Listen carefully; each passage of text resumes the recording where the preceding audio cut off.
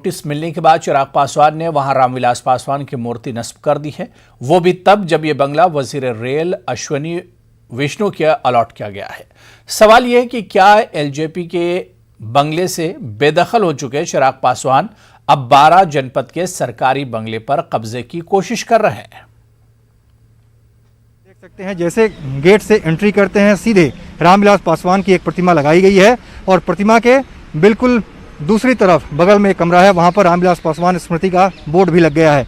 जो बात कही जा रही थी और इस बात की संभावना जताई जा रही थी कि जल्द ही इस बंगले को खाली कराया जाएगा, उसको लेकर के अब जरूर कई तरह की चर्चाएं शुरू हो गई हैं। क्या ये बंगला खाली होगा या नहीं होगा, आखिर रामविलास पासवान उनके समर्थक, उनके परिवार के लोगों की मंशा क्या है, वो क्या चाहते हैं, इसको लेकर चर्चाएं जरूर शुरू हो गई हैं। अब जिस तरह से यहाँ पर प्रतिमा लगा दी गई है और रामविलास पासवान स्मृति का बोर्ड लग गया है, उसके बाद माना जा रहा है कि आने वाले दिनों में इससे एक सियासी संदेश देने की कोशिश होगी और उनके समर्थकों की तरफ से इस बात की डिमांड हो सकती है कि जल्द ही रामविलास पासवान स्मृति के नाम से या रामविलास पासवान मेमोरियल के नाम से इसको 12 जनपद को घोषित किया जाए।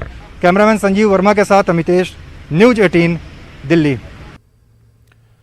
जनता दरबार में वजीर आला नीतीश कुमार ने 195 फरियादियों की फरियादें सुनी। दरबार में पहुंची एक खातून ने जेडीयू रुकने असेंबली रिंकू सिंह पर इल्जाम आयद किया कि उन्होंने उनके शौहर का कत्ल करवा दिया।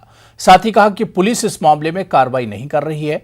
नीतीश कुमार ने जीडीपी को हिदायत दी कि वो इस मामले में कार्रवाई करें।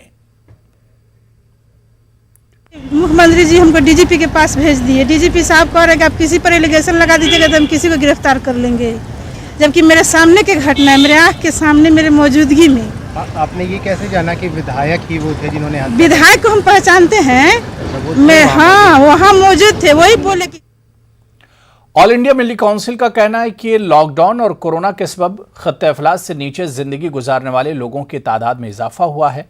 देही और शहरी इलाकों में लोग बेरोजगार हुए हैं। साथ ही सैलाब आने से खेती तबाह हो गई। ऐसे में जो कल तक अच्छी हालत में थे अब वही बीपीएल का हिस्सा हैं। मिलिट्री काउंसिल के नायब सदर मौलाना अनीसुर रहमान कासमी ने हुकूमत से अपील की है कि सूरत हाल से निपटने के लिए जरूरी इकदाम किए जाएं। इसके अलावा हुकूमत की स्कीमों को जमीन पर लागू किया जाए ताकि इसका फायदा गरीब आवाम को मिल सके। मौलाना कासमी ने अक़लियती तंजीमों से भी इस जानिब तवज्जो देने की अपील की है। कोरोना ने लोगों के रोज़गार को जो छीन लिया है, सरकारों के ज़रिए रोज़गार का मुनासिब नज़्म नहीं हुआ है और बिहार में पिछले साल भी सैलाब की वजह से इसको हमारी खेतियों को काफ़ी नुकसान हुआ और इस साल भी जून के महीने से ही मुख्तलिफ अज़ला में सैलाब है, तो बेरोज़गारी गांव और देहात में भी बढ़ी हुई है। ऐसे में दो तरफ़ा काम करने की ज़रूरत है।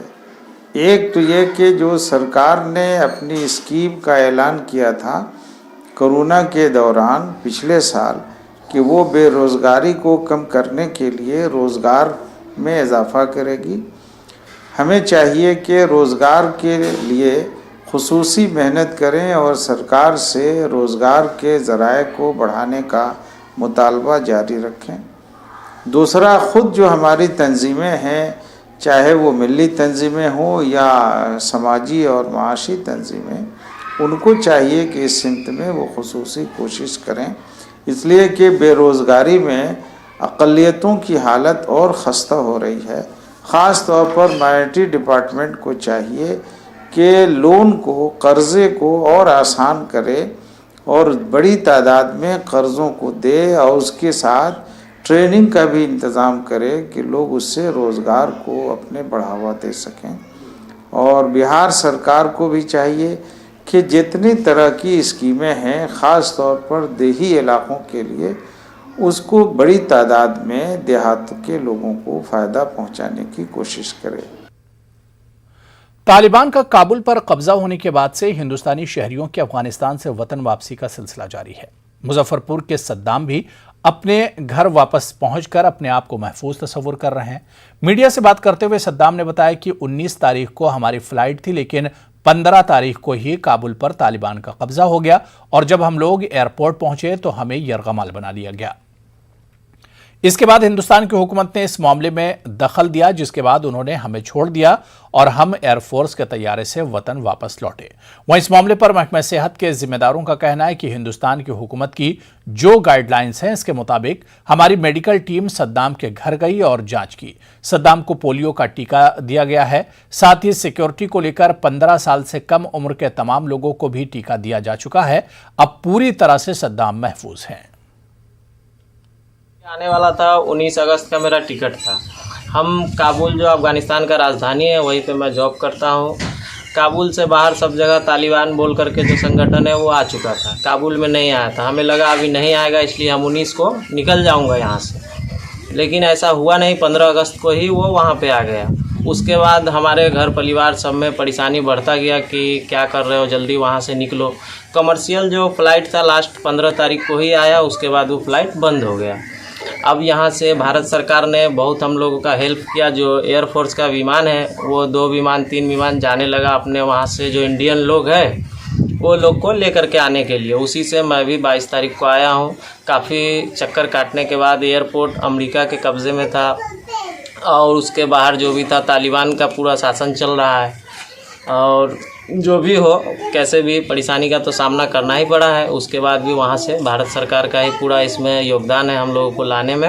वहाँ से आए हुए लोगों का हम लोगों ने जाके वहाँ पे फिजिकल वेरिफिकेशन किया है, जिसमें पाया कि वो हमारा कोविड का 2nd डोज ले चुका है। प्लस जो हमारे पास भारत सरकार का निर्देश था कि FIPV और पोलियो का जो ड्रॉप उसको देना है, तो मोहम्मद सद्दाम को एवं उसके पूरे परिवार को हम लोगों ने जाके फिजिकल वेरीफाई करके उसको वैक्सीनेटेड कर दिया है। जो बच्चे को वैक्सीनेशन देना है 6 से 15 साल तक के जितने भी बच्चे हैं सबको दवा हमारे स्वास्थ्य विभाग के द्वारा दिया जाए, जन्म से लेकर अभी 15 साल तक के बच्चे को।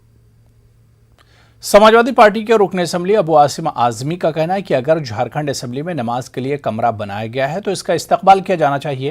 उन्होंने कहा कि बीजेपी सिर्फ मंदिर और मस्जिद के मुद्दे को उछालकर अपनी सियासी रोटी सेक रही है। अबू आसिम आजमी ने कहा कि मुल्क में कितने किसान मारे गए, कितने लोग बेरोजगार हुए, इन मुद्दों पर कोई भी बात करने को तैयार नहीं है। दिल्ली पार्लियामेंट में था तो पार्लियामेंट के जस्ट बाहर एक बड़ी मस्जिद है, हम नमाज़ पढ़ने वहाँ चले जाते थे। मैं जब दिल्ली पार्लियामेंट के अंदर नमाज की ज़रूरत थी, ज़ोहर की, असर की, उस वक्त बात होती थी, तो मैं उसी कोने में कहीं एक जानमाज़ बिछा के नमाज़ पढ़ लिया करता था। अगरचे आज झारखंड में एक मस्जिद के लिए कमरा बनाया गया तो मैं इसको स्वागत करता हूँ कि मेरा देश धार्मिक देश है, इसमें किसी को अड़चन नहीं होना चाहिए। एयरपोर्ट पर नमाज के लिए जगह बनी हुई है। देखिए, नमाज का वक्त एक फिक्स टाइम होता है। अगर 1:30 बजे की नमाज़ 5 बजे पढ़ेंगे तो नहीं चलता है। आदमी बिजी है तो उसने नमाज़ पढ़ना है तो कम से कम जिस बिल्डिंग में काम कर रहा है अगर वहाँ नमाज की जगह मिल जाए तो बहुत अच्छी बात है। अगर कोई कह रहा है कि मैं डिमांड कर रहा हूँ, मैं कोई लेटर किसी को नहीं लिख रहा हूँ, मैं कोई डिमांड नहीं कर रहा हूँ। मुझे मालूम है इन चीज़ों से बीजेपी के लोग पोलराइजेशन करना चाहते हैं। कहीं मुसलमानों का नाम थोड़ा आता है ना तो इनको बहुत ही तकलीफ होती है। आप मंदिर बनाइए ना, कौन मना कर रहा है? मंदिर बनाइए, गिरजाघर बनाइए, सब कुछ बनाइए, मेरा उसमें कोई लेना देना नहीं है। मैं किसी के धर्म के खिलाफ बिल्कुल नहीं हूँ। अगर किसी का टाइम फिक्स है पूजा करने का और उसके पास जगह नहीं है और पूजा नहीं करेगा तो पापी होगा, तो ज़रूर इस चीज़ को इम्प्लीमेंट करना चाहिए। मुसलमानों के लिए नमाज सबसे ज़रूरी चीज़ है। अगर मुसलमानों ने नमाज नहीं पढ़ा तो मुसलमान नहीं कहा जाएगा, ये इस्लाम की डेफिनेशन है। मैं इसमें कोई पोलराइज करने की बात, कोई किसी के खिलाफ जा रहा है, कोई कुछ कर रहा है, इन चीज़ों को छोड़ करके देश में लोग भूखे मर रहे हैं, लोगों के पास खाने को नहीं, लोगों के पास नौकरियां नहीं है, इस पर बहस करने को कोई तैयार नहीं। किसान 9 महीने से बेचारा पड़ा हुआ है, कितने 100 किसान मर गए, इस पर बहस करने को तैयार नहीं। आज जो है इस मस्जिद और मंदिर के चक्कर में बातें चल रही हैं। तो चलिए, इस बुलेटिन में अभी फिलहाल इतना ही। शब्बा खैर।